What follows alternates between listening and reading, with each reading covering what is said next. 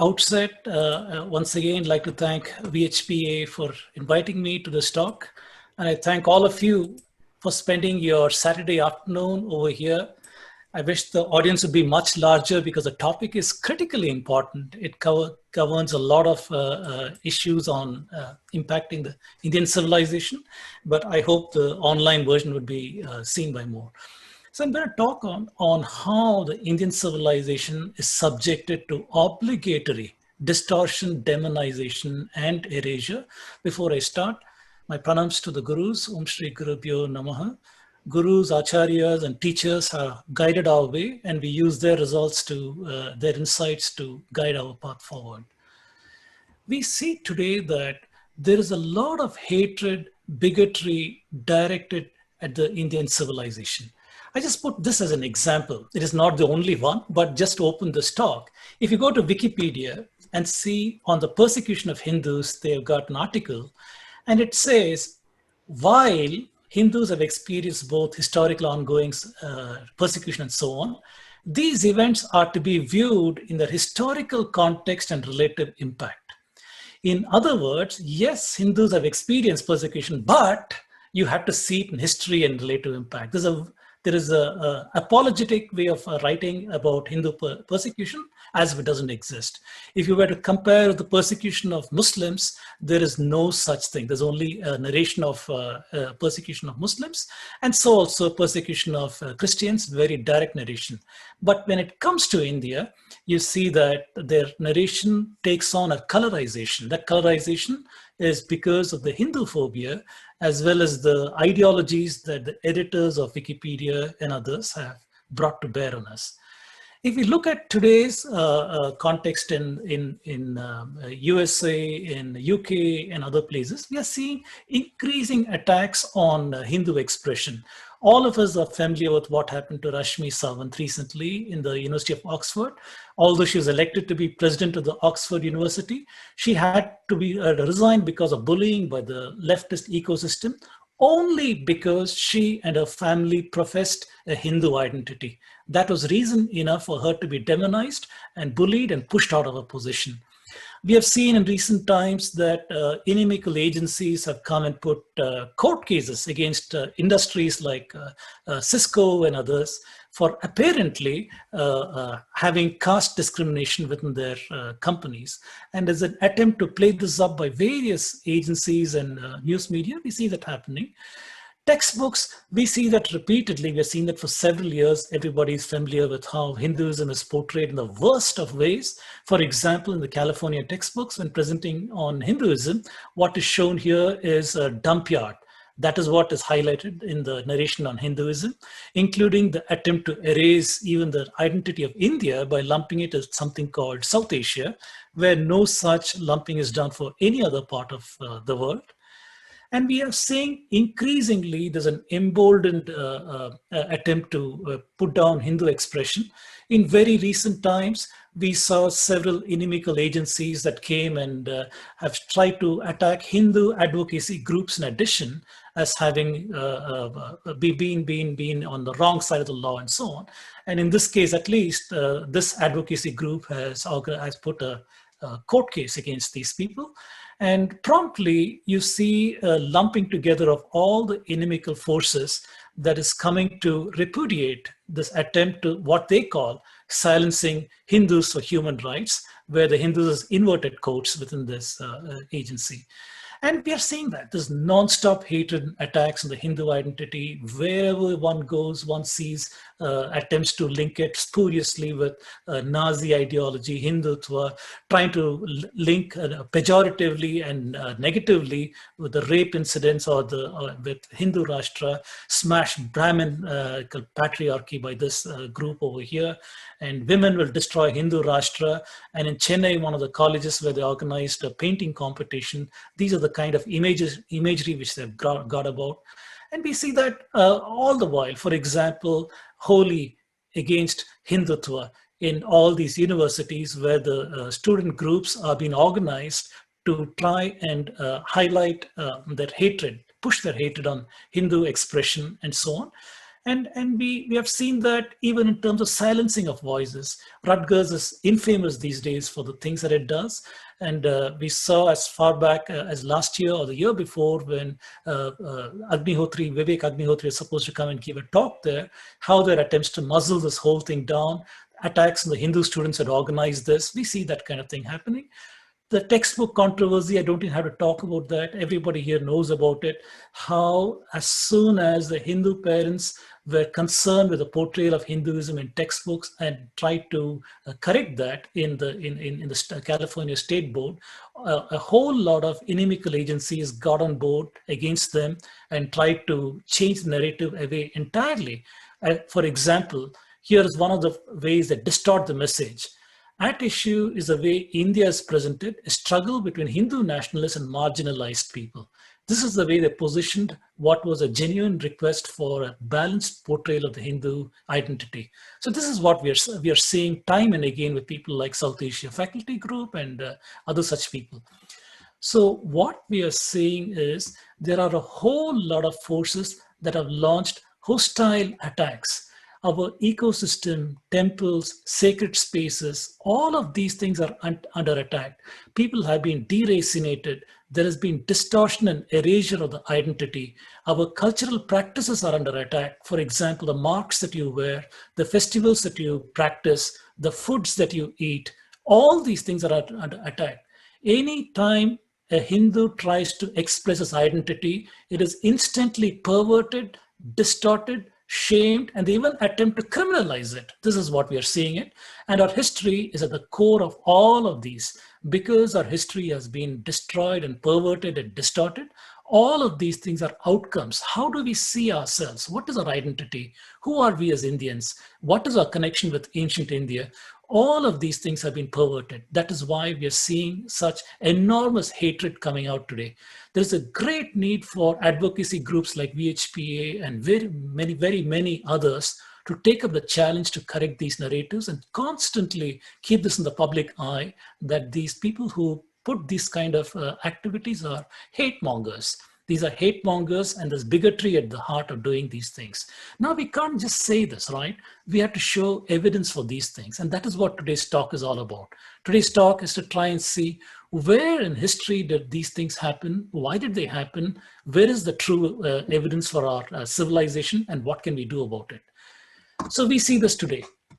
When we talk about history, there is a group that filed an RTI to NCERT because they made certain assertions.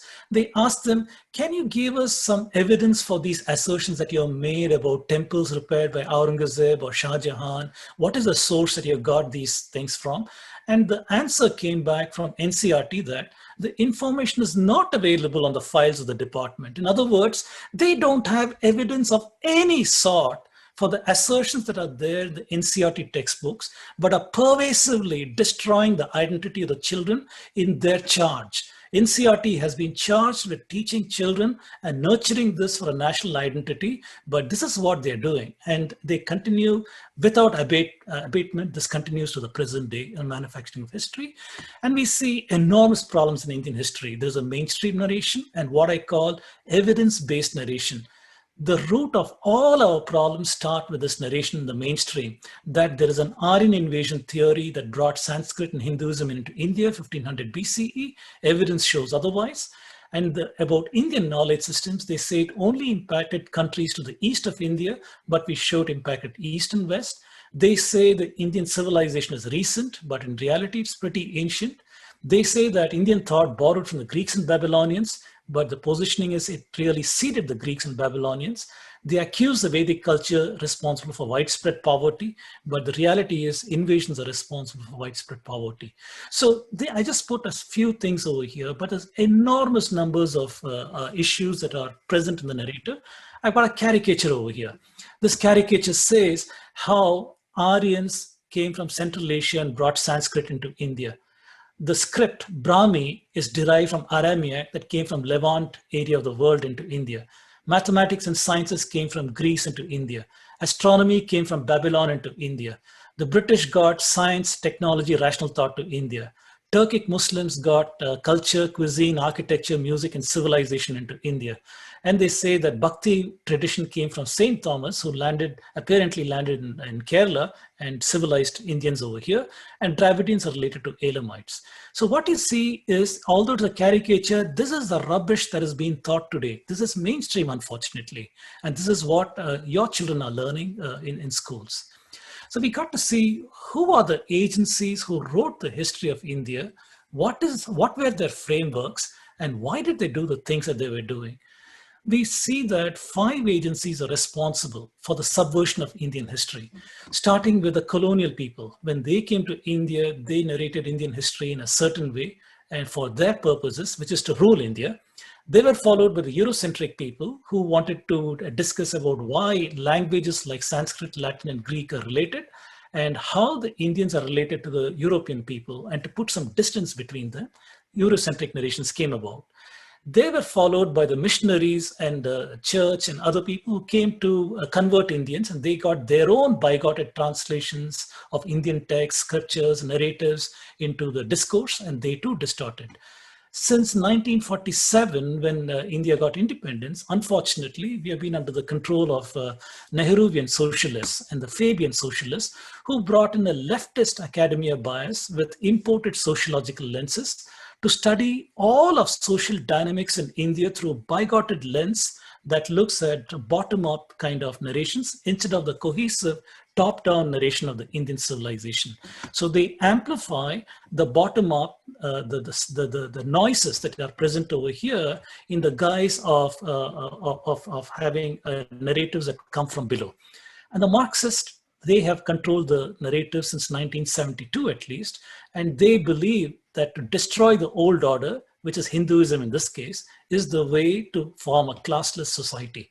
And so they have got their own ideology. So we're seeing that the Indian identity, which in reality is our deep history, our deep culture, deep heritage, and deep beliefs, all of these things have been subverted by these 5 agencies who have taken our history, distorted it, added their ideologies, and resulted in the today's narrations of Indian history, which 99% of our population believes in today, unfortunately. So one can ask the question, why was Indian history distorted? Well, the early colonial historians were motivated by desire because they thought that God created the world in 4004 BCE, and they wanted to uphold the biblical chronology and show India as inferior to Britain or the European countries. Linguists, they brought about, they evolved this whole subject that we know today as comparative linguistics and so on, where they wanted to show why are these languages related. And they had a proposal of a Proto-Indo-European language whose homeland is in Central Asia, and to show European supremacy. Those ideas came about and resulted in an Aryan invasion theory, because of which the original inhabitants, so-called Dravidians, are assumed to be different people. And in this toxic mix, missionaries came in with a desire to isolate and convert Southern Indians. And the leftist academia, privileging alien sociological lenses, and like I said, Marxists would desire to subvert the Indic identity. So looking at these frameworks itself, first of all, we look at the colonial and missionary frameworks. They go hand in hand over here. So religious fanaticism and bigotry and hatred resulted in various Hinduphobic works. We see, starting with people like William Jones and others who found common roots of Sanskrit, Greek, Latin, and they were the first people to propose AIT and the distortion of Puranic genealogies.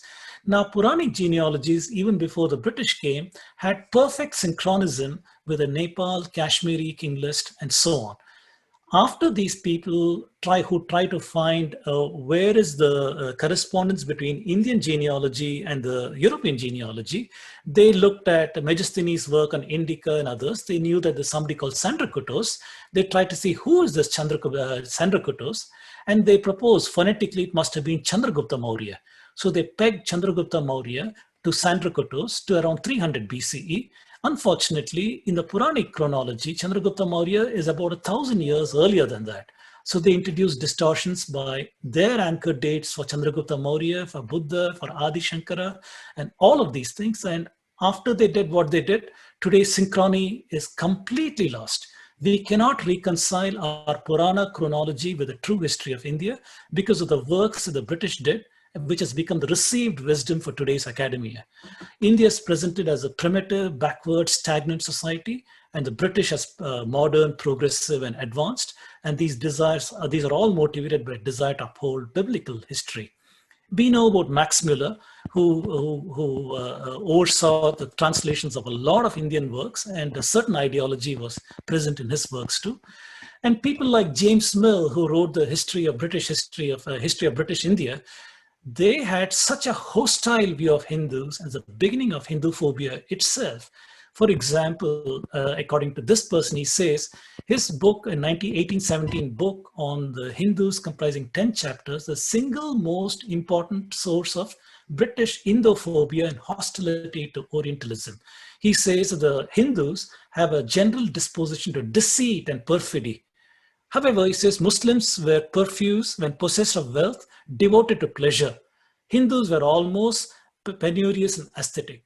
He says Hindus like the eunuch, whereas excels in the qualities of a slave, dissembling, treacherous, and mendacious, and disgustingly unclean their person and houses. So this is the kind of writing which they brought about in the beginning of Hinduphobia and the received wisdom for a lot of Indians who wrote history also. They were followed by anthropologists, for example, like Herbert Leslie, who used discredited race science, the ratio of width to height of the nose to classify people. And he saw so many races in India. From here, each of these colors is, according to him, one of the races in India. And he entrenched the notion of Aryans as a race, including the spurious notion of caste. Till then, India had a fluid Jati Varna system. An enormous distortion of Indian social order happened when in the census of 1901, they entrenched caste as one of the entities. And since then, several problems have happened because of this. And if one were to go to look for the evidence for my assertions, you see that in their writings, William Jones in Asiatic Research in this work, he says either the first 11 chapters of Genesis are true or the whole fabric of our national religion is false. In another work, I'm obliged to believe the sanctity of the books of Genesis. Max Muller, I look upon the creation given in Genesis as simply historical. So this is a kind of biblical thinking that imposed on them, which they imposed on the history of India, the young chronology, Aryan invasion, discrediting of Indian sources, and the recent linguistic dates of Sanskrit works. In a letter to his wife, Max Muller writes similarly, even more insight into his thinking. In his translation of the Vedas and so on, he says, it is at the root of the religion. To show them what the root is, I feel sure the only way of uprooting all that has sprung from it from the last 3,000 years. That was his motivation. His motivation was to destroy the Indian culture completely by the kind of translations that he was proposing, which has become mainstream today, and people quote him. All over India, we see Max Muller Bhavans, where apparently we still worship this man and the works that he did. Missionaries like Geo Pope, I just put a couple of names here. There are many people who have done this. Geo Pope, for example, who came to southern India, and in this work, he's referring to a famous southern Indian rishi, Thiruvalluvar, who, according to him, lived at the time of Saint Thomas and in contact with Armenian merchants, and the Christian influence is there in his work, according to what he's saying. And Raja Malhotra says it's a preposterous claim, and there is no way Thiruvalluvar was influenced with Christianity, but there's a sophisticated Vedanta philosophy, Shaiva Siddhanta, and that is what is there in his works.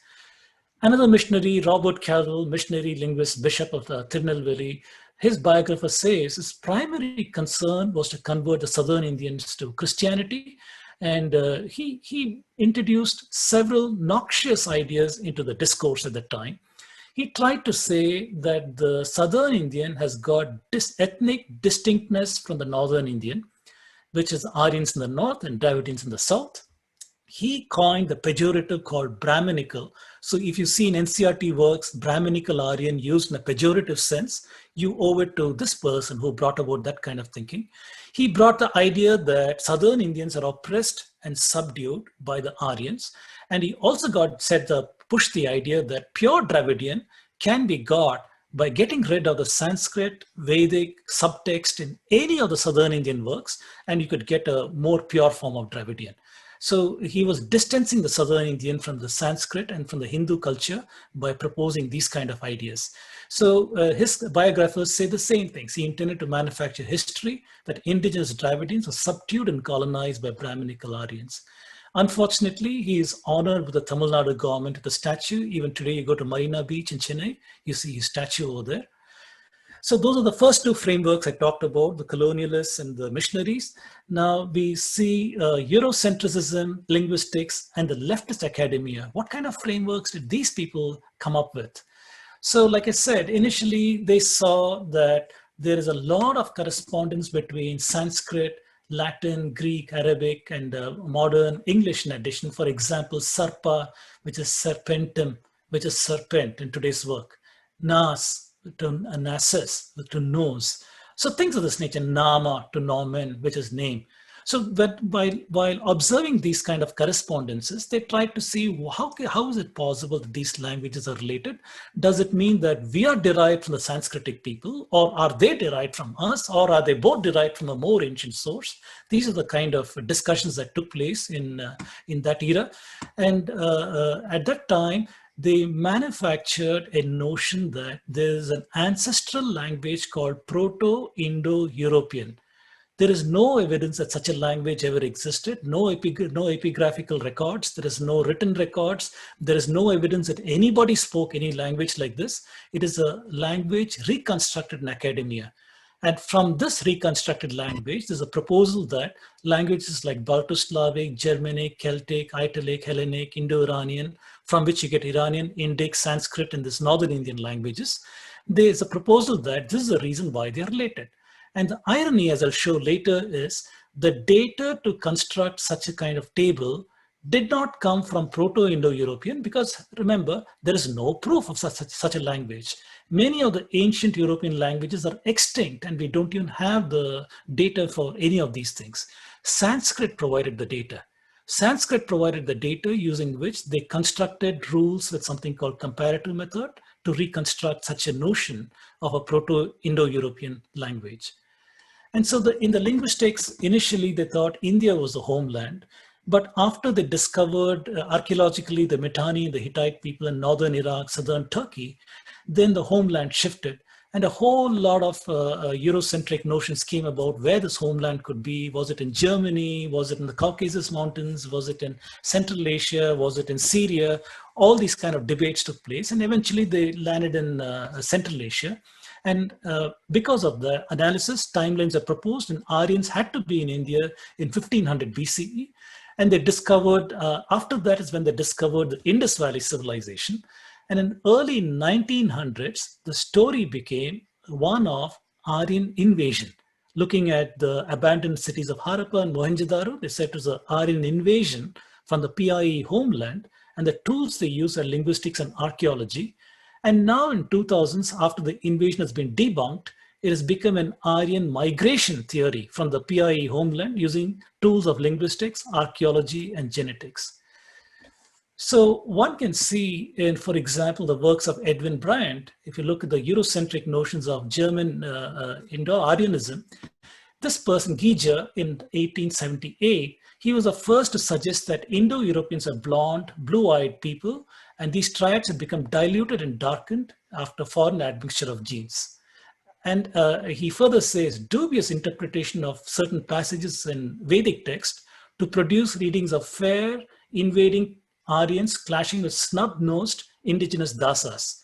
So with such data, this person, Theodor Porcius, another German, he attempted to further the blonde cause and even more simplistic logic. He accepted without question that the original Aryans spoke Indo-Europeans and were blonde people. At that time itself, Indians are rejecting this. For example, Datta in 1936, he said Germanism arose among the peculiar political conditions of 19th century Germany. We cannot see any reason why in India we should pin our anthropological faith in it. And he criticized in those days itself the slave psychology of the Indian mind, which blindly picked up whatever the rubbish was coming out of Europe, they were picking it up. So he was criticizing such thinking then itself. And going forward, today there are two main thought leaders in this notion of Indo-European language expansion. One is Maria Gimbutas, the Kurgan steppe hypothesis, others Colin Renfro, the Anatolian hypothesis. And according to her, it is a domestication of the horse led to expansion in three waves between 4000 BC to 1500 BCE. And according to him, it is the invention of agriculture in Turkey in 6500 BCE that led to the expansion of languages and so on. And today, many people favor the Kurgan or the steppe hypothesis, which says something like this, that in 3500 BC, between Caspian Sea and Black Sea, you see this people called Yamnaya in this culture, and they domesticate the horse and they start an iron and these kind of things, superior swords and such things, and they start invading the world. And by 2500 BC, they've gone to the west as the Cordovere people, to the east, Andanovo people. However, in India, we had Harappa, Birana, Meghar, Bhimbetka, Lothal, Edakal, and other such places. In Egypt, you had civilization. Sumeria, you had civilization. China, you had civilization. So it is not as if there's no civilization. It is only the story of the Indo-European people. By 1500 BCE, they say that they're specialized into the Bactria Margiana archaeological complex, entering into Sindh and into India in this place. And by 500 BC, they're spread over the Ganga plain, becoming the so-called Indo-Aryans and the appearance of Dravidians in the record over here. So the other framework is a leftist academia. So the 1900s anthropology failed methods by people like Risley and others. This has given rise to present-day sociological models by a whole lot of people, and they use alien lens to undermine the insider understanding.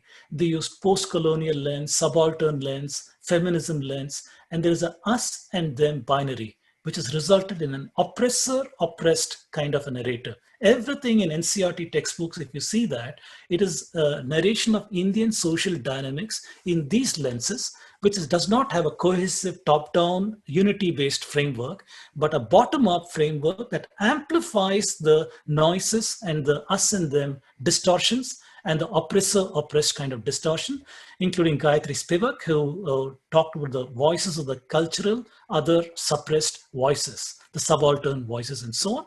So this has led to a situation where many of these sociologists, for example, I put Damle's work over here, who straight away takes a paradigm from Parsons for application to social system of India. There is not even an attempt to try to see, is there historical evidence to take such a model that is relevant for the European experience and force fit it into India. There is no attempt to do that. So the use of alien lens is very, very questionable for many of the things that they're calling out in India. That is the bottom line. The last framework is a Marxist framework. This destroys the identity and the history of India itself. And we know there are a whole lot of modern actors, people like Ram Sharan Sharma, Thapar, Habib, Bipin Chandra, and Satish Chandra. In their narratives, we are seeing many, many problems, the centrality of social class and economic constraints in determining historical outcomes. The Marxists believe all of history is a story of class struggles. That is all there is to history, nothing else, just the class struggles. And they have given rise to certain narrations that are there in the NCERT and other textbooks today. And if you recognize these things, you should know that it came out of Marxist minds and so on. So it can be traced back all the way to Karl Marx, who argued that all of history is a history of class struggles. And he thinks that it is a triumph over the capital class and win control over means of production, forever erasing all classes. So if one tries to see what is the difference between socialism and communism, for example, Nehruvian socialism, in communism, they believe that the old order must be got rid of by a violent revolution in which the workers must rise up in a bloody revolution and get rid of the old one, then establish a pure communist state. Socialism, the only difference is it is less rigid, more flexible. It seeks change and reform through democratic processes within the existing social and political structure. So this is the only difference. Otherwise, they share the same ideology. They are in bed. That's the bottom line. And the fantasy of a utopian classless society, that is at the root of the destruction of the old order, rather than trying to see what is the relevance of the old order. In India, we see that in 72, for political survival, Indira Gandhi made a pact with the devil, literally, And the communists wanted the HRD and the education sectors only, appointed Nurul Hassan, 1972, who appointed, controls the entire ecosystem of leftist Marxist education. All these agencies were started since then, many of them, and such that if you had to be appointed as a professor, vice chancellor, chancellor of any of these things, you had to be a person of the communist persuasion or a leftist. Only such people were promoted into these positions, and they completely eradicated the Indian thinking, the internal thinking, the emic idea. The non-leftist, non-Marxist scholarship is utterly destroyed in India today. Over the last 50 years, you cannot go anywhere and expect to find an Indian expert in any of the universities because of the pervasive purging that the communists have done today. So to summarize, we have the colonial hegemony, which started out in the 16th to 20th centuries, Portuguese, Dutch, French, British, hand in hand with Christian imperialism, people like Caldwell and Pope, hand in hand with Eurocentrism, using linguistics, anthropology, and caste as mechanisms to control the narration, Max Muller, Risley, and others. And that brought about Aryan invasion migration theory that controls our identity pervasively today. And there are newer identity frameworks. The received wisdom of Aryan invasion has been fortified today with ethic, outsider sociology lens that I talked about earlier, using archaeology, people like Maria Gimbutas, Colin Renfrew, and a whole lot of others. And today, hand in hand with genetics, in addition, with people like David Reich and many others, and directly they infringe on the Hindu identity. It is not as if the frameworks are independent. It is not as if they are devoid of ideology. Ideology is at the root of many of these narrations, and we can see that going forward. We also note that British control, I'm not even going to the Islamic period because there is a 2 to 3 hour lecture right over there. But beyond the Islamic period, going to the British period, we see that the British orchestrated ethnocide of Indians through 5 mechanisms: the creation of widespread poverty, destruction of identity through caste, destruction of identity through distorted history, destruction of religion via missionary activity, destruction of the education system via the introduction of English. These 5 forces resulted in utter ethnocide of Indians, where each of us over several generations have been disconnected from the past. None of us can sit and say, I now understand that those were my ancestors and I'm connected to the traditions to them, because these forces have acted on each of us in our families, in our history, and so on. On poverty, I have talks on this. I've quoted 3 agencies here, Angus Madison, Will Durant, and the Marxist historian, the Utsa Patnaik. Each of them say the same kind of things. They talk about how in the year 1, the GDP of India was one of the highest at 33%. But after the British came, this is not a linear graph, by the way. In 1700s or so, when the British came, you see a rapid downfall in the fortunes of India up to independence and so on. At the same time, Europe went up because of a transference of wealth from India into Europe. The poverty was thus created. Will Durant in the book Case for India says the same thing, that by the time it was 1930, the British had incurred a debt of $3.5 billion for India. And by the time World War II happened, it was much, much larger. Utsa Patnaik, in a recent thesis, she says the British siphoned out $45 trillion over a course of time from 1937 to 1942 or so. Going into ethnocide through the creation of caste and so on, we see there are several resources you can see. One is Caste of Mind, book by Nicholas Dirks. Other one is Breaking India by Raja Malhotra, Arvind and Neelakantan. And you can see how people like Herbert Risley, the entrenched notion of a caste, and that destroyed several notions in India. Destroying the Indian education system. If you read the works of Dharma, it notes how education system was well established despite Islamic destruction prior to the British coming in, or the eve of the British coming in. He says how in every village of India where there was a temple, there was a patashala, there were subjects being taught, students were being educated, how it was funded. Many information is available over there. However, poverty destroyed the education system across the country. I've talked about this in my talks. You can see that if you get a chance. Also in the 1835, the English Education Act with Macaulay, that brought about a certain set of issues in India where they stopped the publication of books in Sanskrit and Arabic. All the funds were used only for the propagation of English, including if you wanted a job in the British Raj, you had to be part of English education and those kinds of things. Led to a suffocation of Sanskrit and the rise of a class of elites, Indians, who looked down upon the classical languages of India. And it resulted in a distancing from Sanskrit, meant a pervasive break from the past. Indians can no longer connect to their roots because of these actions. History already talked about these 5 agencies that distort Indian history. And also, we have seen violent attacks by the monotheists on the Indian civilization. Even before the Islamic aggression, we have noticed, if you see my talks on this, I have shown how the Old Testament is full of stories where God commands the Semitic people to attack the people like the Hittites, the Mitannis, the Canaanites, the Elamites, and others, who all can be shown to have Vedic ideas in their works. From those times, going through more recent Islamic aggression, 711 to 1700, through despots like Bin Qasim, Ghazni, Ghori, Sultanate, Bahmani Sultanate, Mughals, Tipu, Nizam, 50 million plus Indians have been destroyed, temples, libraries, institutions, genocide, slavery, jizya, forced conversion, suppression of identity. All these things have happened in India. From 1500s to present through European colonization, that also has resulted in atrocities in India, like the Goan Inquisition, destruction of temples by the British, by the Portuguese, destruction of temples by the French, ethnocide that I talked to you about, the 5 mechanisms by the British. Up to 80 million deaths have happened in India due to their policies, due to famine and epidemics. All of these things have pervasively changed the character of India as it was in the past to what we have got at the current time. So we are seeing this happening even today. 3 forces are acting to get rid of Hindus. The government today is acting through bringing about laws that are discriminatory in nature. They do not see Hindus as equals to other religions in India. A lot of discriminating laws are there, and appeasement of the minorities. They infringe on the right of Hindus. Academia, media, and NGOs also distort. They take adhikara of works, distort the message, appropriate the works, and infringe on their identity.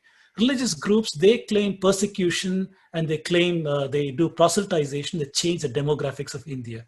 These 3 forces act through Western pressures, for example, United States Commission of Religious Freedom and foreign policies of Europeans and several others. These pressures, through their identity narratives, through evangelistic pressures, these are still acting on us to the present day. That is the bottom line. So looking at the impact of frameworks and identity, we can summarize this way. Colonialists came to uphold biblical chronology, show Hindus as primitive, backward, stagnant. Eurocentric, show Hindus as backward, show superiority of white Europeans. Missionaries uphold the chronology of Bible, show Hindus as primitive, and to promote Christianity and to show class conflicts in India, Southern Indian, Northern Indian battles and caste battles and so on. Left academia similarly show Hindus as primitive, backward, and stagnant, and history from below, the conflict dynamics that we talked about. They also soften the Islamic impact. Marxists do all of this, show Hindus as primitive. They try to have history from below, show class conflicts. And today, Dravidianism has imported all these lenses and uses the same thing today, as we can see. So these are the forces. Today, if you see any attacks on Hindus, you can try to deconstruct their claims and you can put it into one of these frameworks or multiple frameworks and say, this is where your thinking came from. So what is a rebuttal? So we need to promote an evidence-based history, and agencies and advocacy groups like this have a duty to try and propagate this very, very widely to reclaim our history and define our identity. If you want to rebut the colonial Indology and biblical chronology, that's very trivial today with science. We can show cosmological models that suggest a Big Bang event 14 billion years ago, leading to galaxies, stars, planetary systems. Plate tectonics and geological studies show continental shaping billions of years. Paleontology shows dinosaur fossils about 70 million years old. And all of these disprove the assertion that Earth was created in 4004 BC. There is no evidence of Noah's flood in 3000 BC where God is supposed to have killed all life. And so we can disprove it very trivially with science. Linguistics, if we try to see, for example, words like in Sanskrit, Latin, Greek, Hittite for wheel. If you look at the bullock cart and all of the archaeological evidence of this in ancient India, we look at the words. It's called chakra in Sanskrit, rotum in Latin, kuklos in Greek. Yoke is yoga, lugam. Nave is nabya, umbilicus. Axle is axa or axis. So the linguists who tried to reconstruct this did not have the data from Hittite or Tocharian and others to reconstruct this word. So they proposed that there's a language PI called a Proto-Indo-European. Whenever there's a star in the word, it means it's a reconstructed word. There is no evidence for such a word. So they said this ancient word, Kweklo, morphed into the Proto-Indo-Iranian reconstructed word called Kekro, which gave rise to the Sanskrit word called chakra. The irony of this is chakra is a real word for which we have evidence. And it is from this data they have reconstructed backwards using their own reconstructed rules of grammar and such things.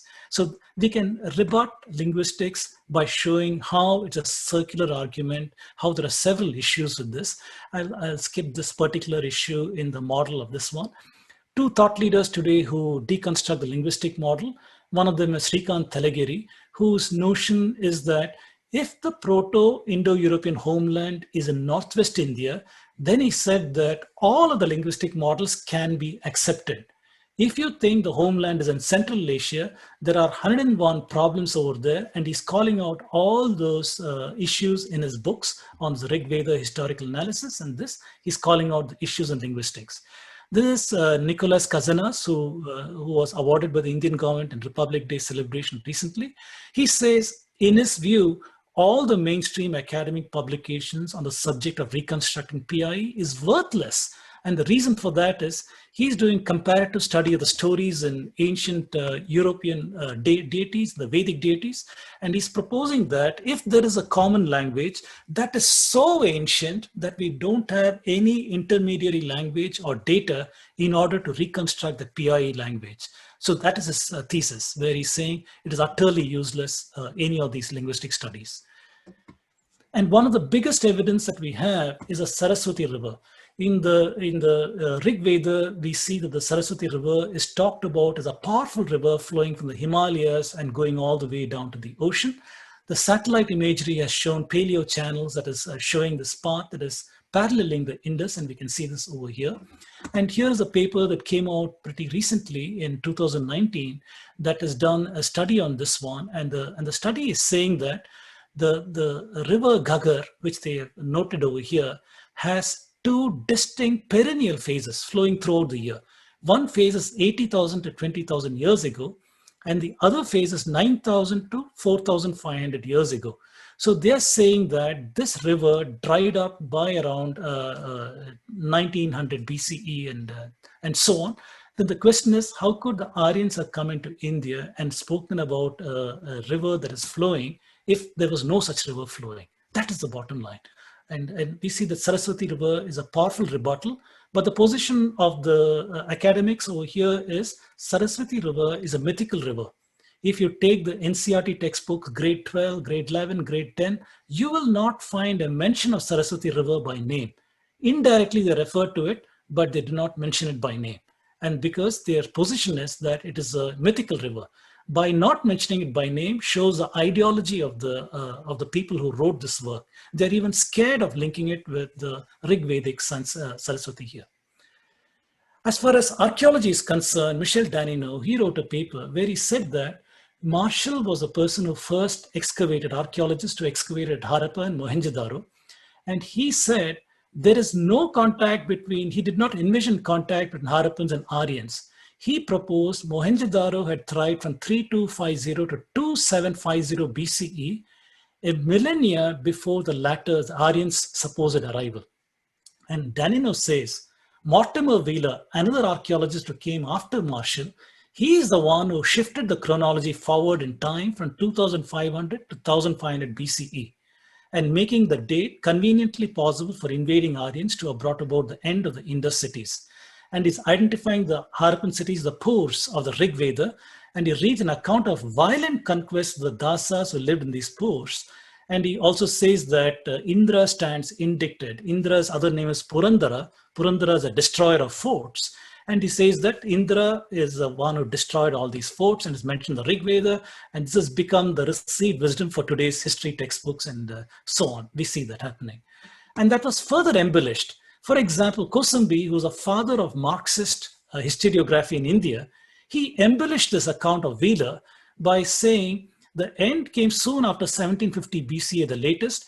Actual termination was abrupt. At Mohenjo-daro city was set on fire, inhabitants were slaughtered, evidence of violent intent, interpreted as reality, that's the figurative old Sanskrit text, enemies are spoken of as being ruthlessly smashed in battle, treasures looted, cities burned down, victory of barbarism over a far more older and decidedly superior urban culture.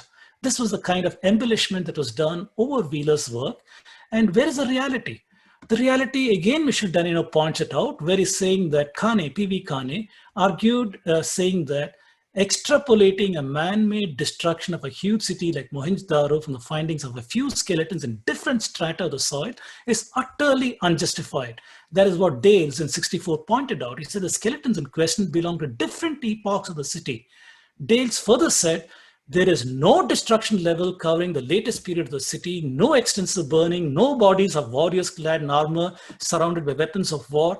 There is not a single bit of evidence that can be brought forth as unconditional proof of an armed conquest, destruction of the scale of Aryan invasion. Kenneth Kennedy, who was an American bone specialist, he says the injuries on the bones of most Mohenjo-daro skeletons had actually healed well before death. And the same situation in Harappa as well.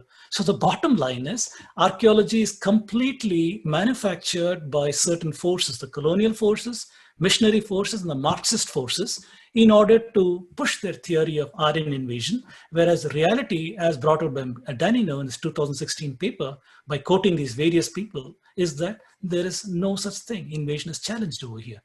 Today, we see DNA is used for migration studies, and this has been a new way of looking at Indian civilization. And one would like to see, what does DNA say itself? I don't want to go to the basics of DNA because there's a lot to say here.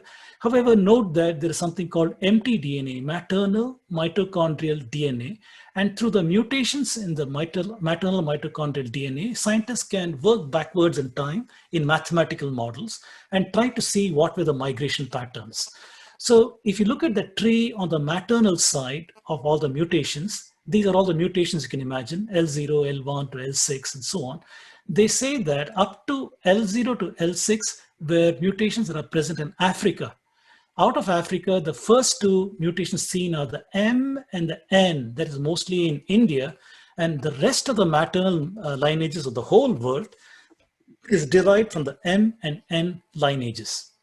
And if you look at the antiquity of these things, again, mathematical reconstructions, as well as some amount of paleontology and our DNA studies, you can see that L0 to L6 is inside Africa. The black line is, this orange line is around 200 to 130,000 years ago.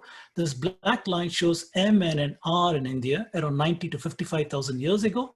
And you see from India, it goes to Australia, to Central Asia, to Europe, all the way to North, South America. All these migrations on the maternal side can be tracked to these timelines over here. What about the male haplogroup, the Y chromosome? The Y chromosome also tells the same story. We should not be surprised because it is not only the mothers who are walking alone in these migrating over here. If there is human lineage there, the males also must have accompanied them. And we see the same thing, that from A00 till C, these mutations are inside Africa. From F lineage all the way to HIJKL, these are all in India. And every other lineage is out of India, as we can see over here. And this one shows the same thing. These early lineages are in Africa, and this huge line that you see in red and black, 100,000 to 50,000 years ago, this is a lineage in India, F and HIJKL and all these things, moving out to the rest of the world in these time frames. This is what we see. In recent times, people who attempt to find evidence for linguistic migration of Aryans to India, they try to see, is there any mutation in the Y haplogroup that can tell us about it? And in India itself, they found 4 major haplogroups, the L, R1A, J2, and the H. And I urge you not to pay too much attention to the colorings over here. These colorings can give a wrong idea that this is how it is. These are based on small samples, like 100 samples, 200 samples. Conclusions like this are drawn. Imagine India to be a country of 1.3 billion people, and by no means are these things accurate, if you will. Different studies will show different things. Anyway, the whole argument centered around the R1A gene, and several people have got opinion on where the different haplogroups in India came from, in particular the R1A.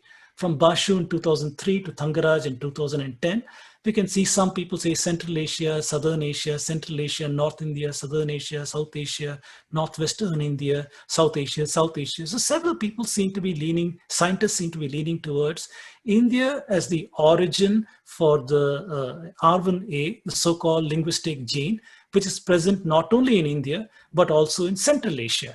So the thinking was, because this R1A is there in Central Asia and in India, maybe the linguistic migration is what brought it into India.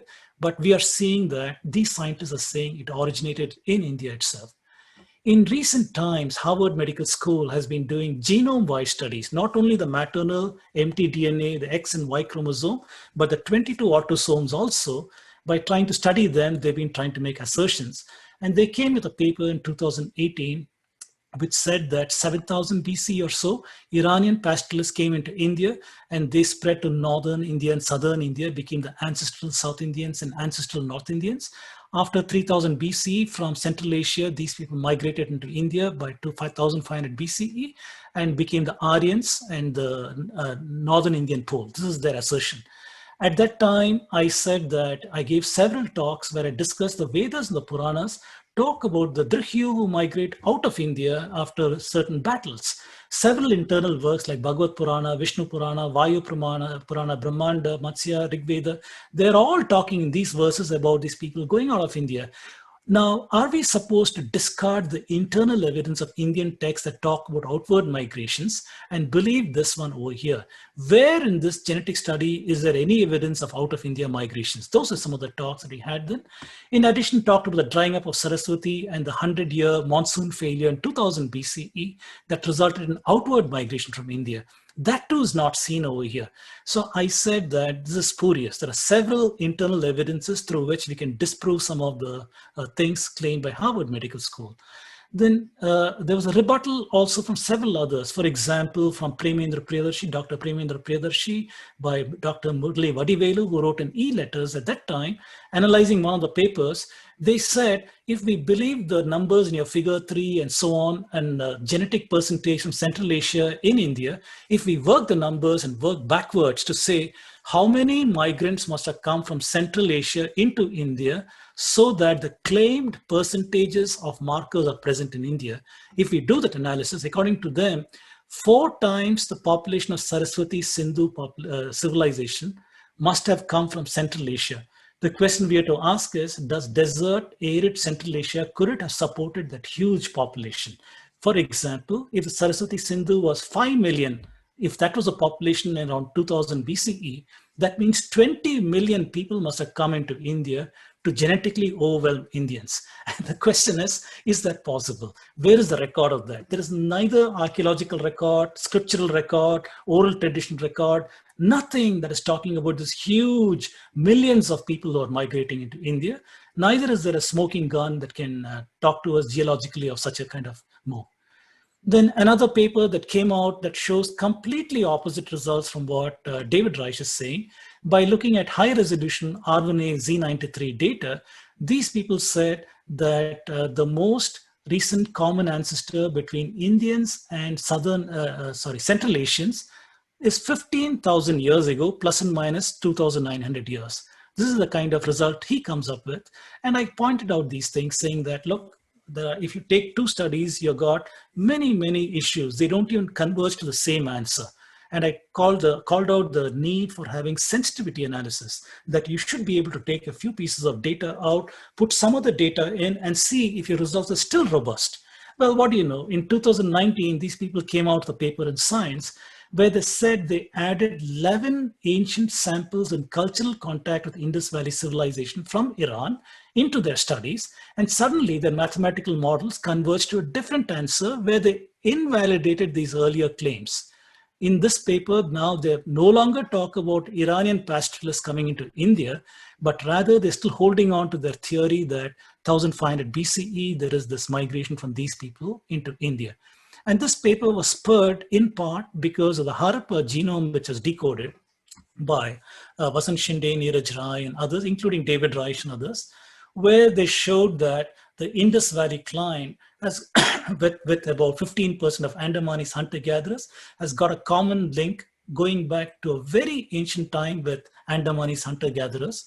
But the Iranian hunter-gatherer is mostly this Indus Valley clan, as you can see in this color over here, up to 100%, calling that it's an outward migration from India from a very, very ancient period of time, going until around this time when the Iranian is mixing with Turkey, Anatolian hunter-gatherers. So many, many issues over here. And I show the confidence level of genetics, that there are concerns with models, methodology, data, samples, and claims. And I'm saying that one has got to be super careful with the genetic results. One has got to critique all of these things. And I've shown that one can accept the presence and absence of a genetic marker, no problem, because that we can see in the lab. But when one starts saying a population has got a certain percentage of markers and the flow of genetics is from that point in geography to this point, I have some problems with that. Then if you say that there's inheritance from an ancient sample of a certain percentage and it flows from Central Asia into India, I've got huge problems with that. That's why I've shown a downward arrow here. Recently, there was also this paper in July 2019 that talked about cattle genomics. This paper said that the Indian bull, the humped bull, which seen in all Indian cities, Bos indicus, it says a region-wide Bronze Age shift indicates rapid, widespread introgression of zebu, Bos indicus, from the Indus Valley.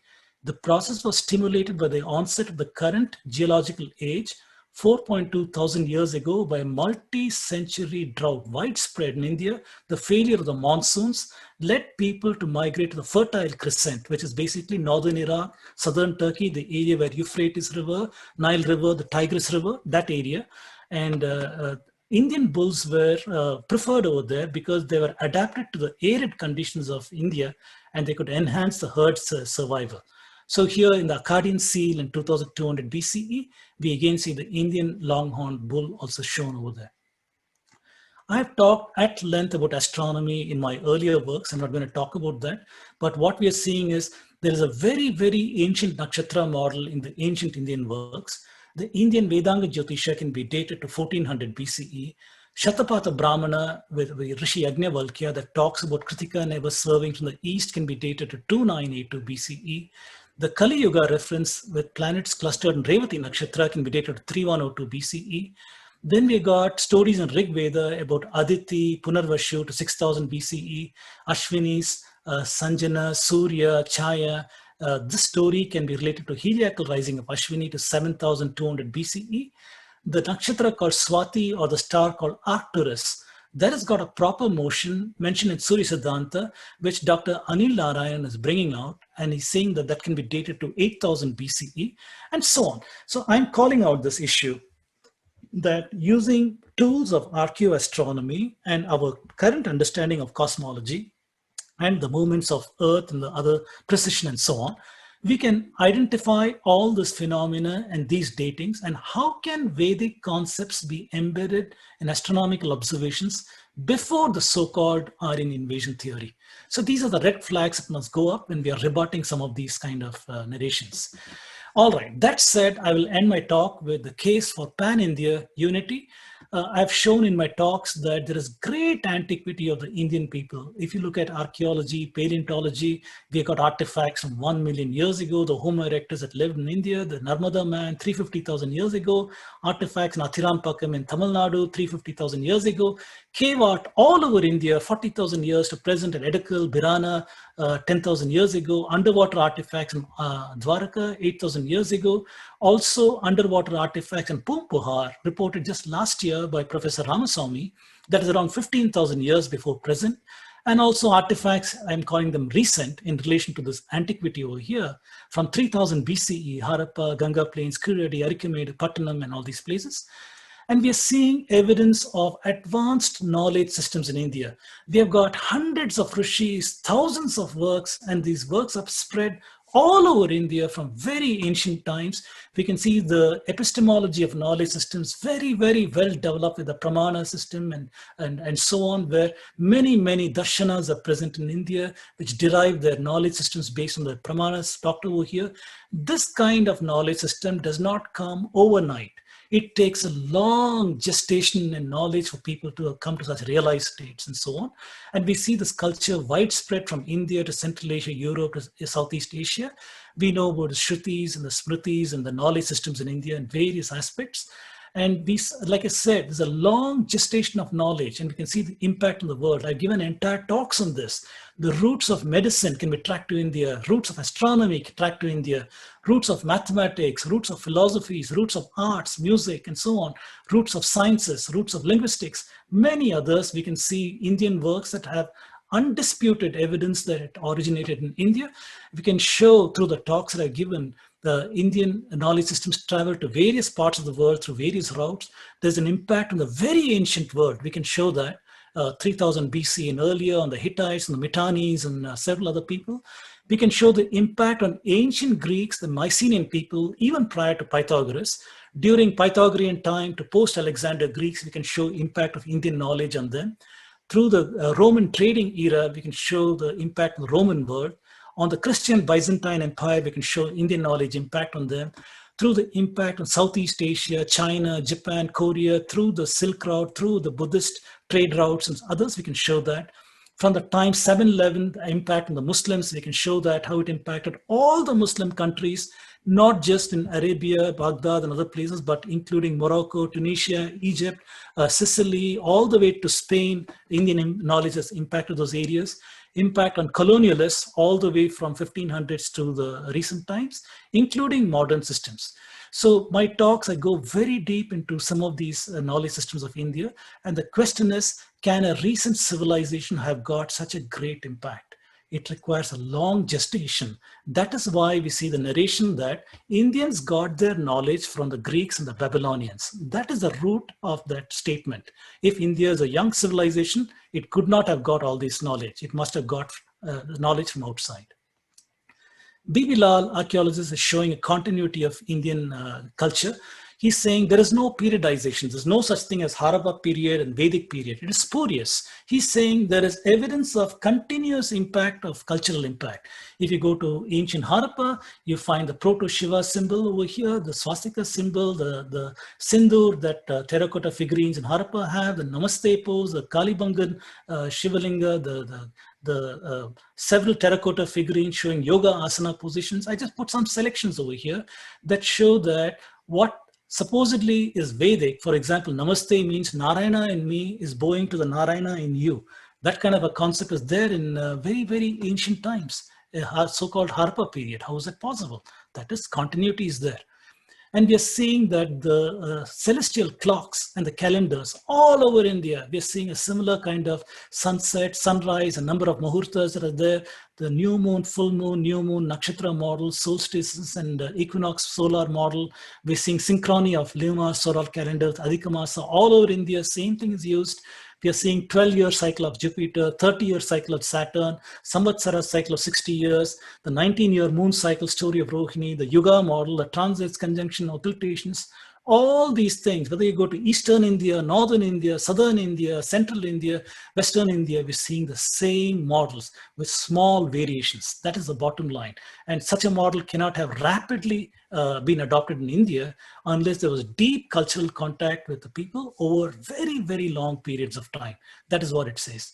And we can look at the similarities, whether it is in art forms, dance forms, and music forms, in the foods that we eat, in the grammar that we use, the Sandhi rules, and so on. There is commonality all over India. And it is this cultural unity, it is this evidence of commonality of Indian culture that has been eradicated from the present day narratives because of the oppressor-oppressed bottom-up model that has been propagated by all these forces that I talked about so far. So reclaiming of Hindu identity, very last section, there are actions that we can do at individual institutional levels. The individual, one can learn, learn about Hinduism from books, classes, videos by gurus, celebrate festivals. Don't let festivals go. Celebrate them. Explain to kids. Observances of our fast, charity, dhanam, good works, the niyamas, the yamas, visit temples, pilgrimage spots, support scholars, institutions, temples, students, vote sensibly and hold elected officials to promises, push for textbook reform, and one has got to avoid using loaded up Abrahamic terms, use non-translatable Sanskrit words, where the identity were feasible. In social media, share the works of thought leaders. For example, today's talk, we have only attracted 24 people or so, which is a shame. We should ideally be getting thousands of people for talks of this nature, because that is a need that is out there for this kind of knowledge to get out. We need to highlight and shame the bigotry and hatred. We need to contest and correct the spurious narratives and exemplify Dharma as a rational, logical, responsible system that has got solutions for all the problems that today's contemporary world is facing. And at the institutional level, big and small institutions like Chinmaya Mission, Ramakrishna Mission, ISKCON, and bodies like this, political parties and the activism board and things like that, in addition to regular activities, need to organize conferences, outreach, talks by scholars like this talk, for example, publications, political activism, legal activism, develop coursework, offer courses and degrees, nurture scholars, create the Hindu ecosystems, and so on. There is need, for example, Hindu counselors. So many things can be done with Hindu counselors, Hindu studies professors. These things have to be nurtured and developed. And the industrialists, they need to be at the forefront of funding Hindu causes through corporate responsibility and other vehicles, support and strengthen institutions, support legal and political activism, support students entering IAS, administrative, other cadres, support employment and entrepreneurship. Never become like this man who's a Marxist, for example, who comes out saying Hinduism must be jettisoned for progress. In a Times of India in January 7, 2020, he's reported as saying it is the Indian culture of the last 2,000 to 3,000 years that is responsible for our problems, according to him. Finally, the role of government and elected officials need to pass the laws that criminalize anti-Hindu behavior, get public office, rid them of Hinduphobic forces, review constitutional provisions used to discriminate against Hindus, free temples from government control, remove discriminatory laws like right to education and other laws that prevent Hindu identity and expression, things like so-called superstition bill and other such things. The revamped textbooks to purge the communist, leftist, alien biases and ground it in the insider Indic tradition.